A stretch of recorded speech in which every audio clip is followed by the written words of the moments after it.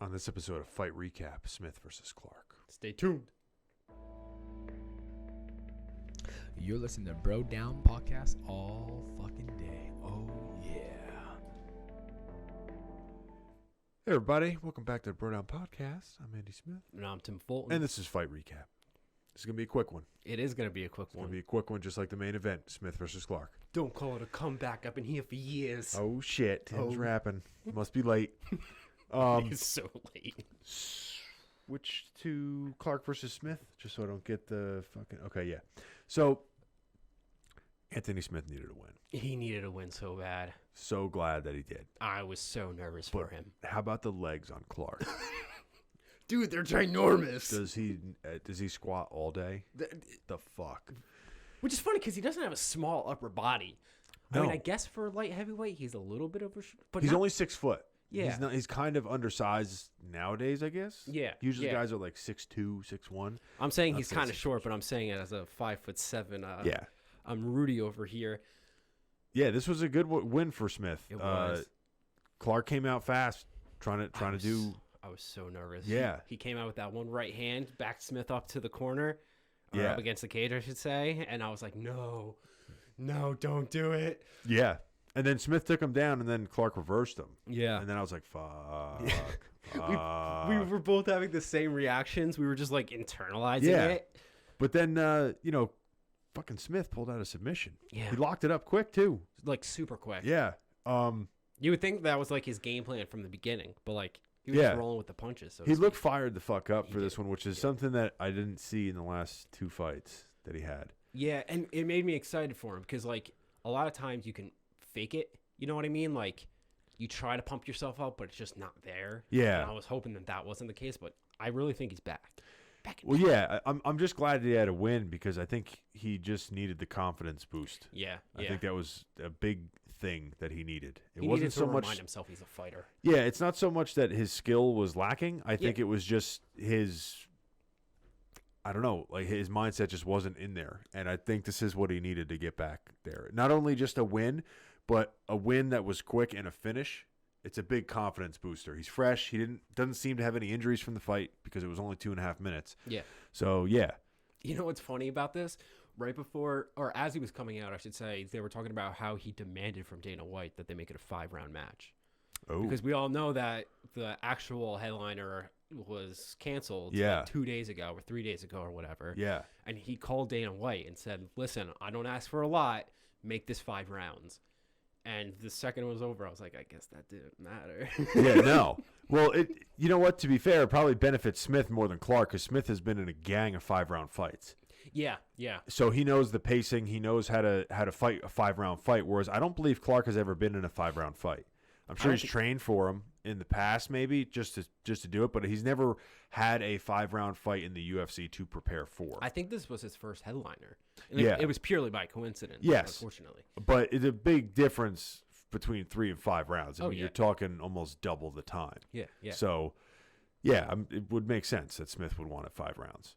I didn't think about it that way. That's a good point. So real quick, there was another fight tonight that was not UFC, that was boxing, and reminded us all why nobody watches boxing as much as they used to. No, in all seriousness, Roy Jones Jr. took on Mike Tyson. We didn't watch the entire fight because there was some streaming issues. So, a couple things I didn't like about it. Not the fight. Fight that I saw so far was great. The production value of everything and the length of time it took to go from the co-main to the main was an hour. It was at least an hour. Yeah. Right? It was at least an hour. Well, there's a solid reason for that. And it's because they have to distract people from the fact that boxing is dumb. So they have to put in all this other flashy crap so people forget what they're actually watching so they don't care. Okay. You're being a little rude. But yeah, no. So I punch better than you. No, the commentary was another. Right, let's hug. The commentary when you go from watching UFC to watching boxing, it's a different sport, right? And the most lackluster part of boxing for a lot of people that like UFC is the clinch. Yeah. because it's allowed but not allowed, and it slows the fight down a lot. But there is a lot of strategy to that. So Hey, I'm not saying it's not a technical sport. I'm not saying that these aren't top just tier not your thing. athletes. I'm not saying that it's not the stupidest thing to do. I'm just saying that it's a dumb sport. Okay. I mean, there are rooms in my house that have to be painted, and that would probably come first. Oh, wow. You really don't like boxing. It's late at night. Yeah. I think I'm getting crabby. Yeah, a little bit. So the commentary was it was so drawn out from what we were watching, and there's only so much, right? There's only so much you can say, right? I think the UFC does a good job of not letting you get bored in between fights by keeping the in between fight time short and being too repetitive, right? If they say something, they try to do it not as repetitive. And I didn't notice it until I watched the boxing match or the pre-fight stuff where they just kept bringing up the same stuff over and over and over again. And the other thing I didn't like too was that I think that they kept fucking up because the commentary, I don't know if you heard the commentary on it, but every time they mentioned how good the person was, that like, oh, Mike Tyson or Roy Jones is looking really good, they would always come out right after by saying, well, he's clearly not in his prime anymore. Well, no shit. And it's almost like you're almost like you're like trying to get us to believe in this thing, but you keep pulling back the curtain. Like even not even allowing somebody to just fake for a minute that we're watching two guys and it's an actual fight. Yeah. They're almost like letting you know every time they say something positive that don't worry, we're not going to let you forget that these are two old guys who shouldn't be doing this. It was almost rude in a lot of ways because, and it's, first of all, Snoop Dogg's there. Okay. But me personally, I would have rather had them have people who were boxing, like professional boxing commentators do this job, because when you bring in somebody like Snoop Dogg, it's almost like a comedy show at that point, and you're making it like not. It took away from a lot from me. It's a different type of event when you do it like that. that. It's almost like more like a spectacle, which it is a spectacle, but it's almost like there's zero appreciation for what is going on, and I'm sure Snoop Dogg likes boxing. I'm sure he's been watching boxing for a long time, but that doesn't mean he's a good boxing commentator. Yeah.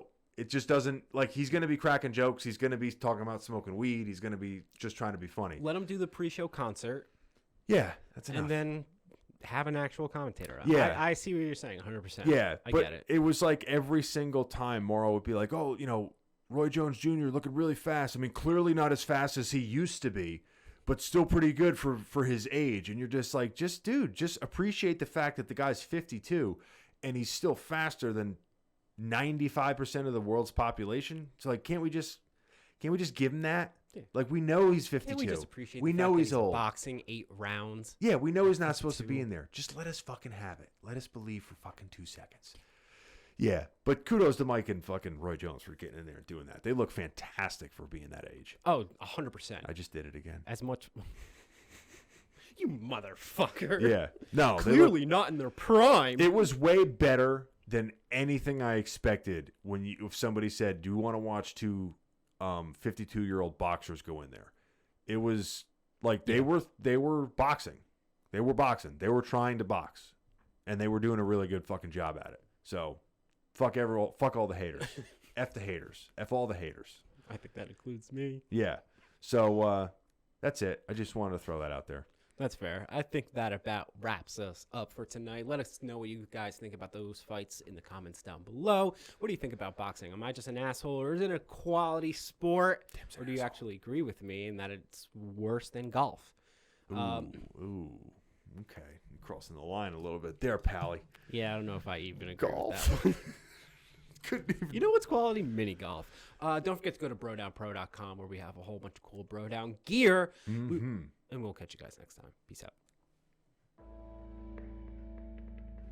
You're listening to Bro Down Podcast all fucking day.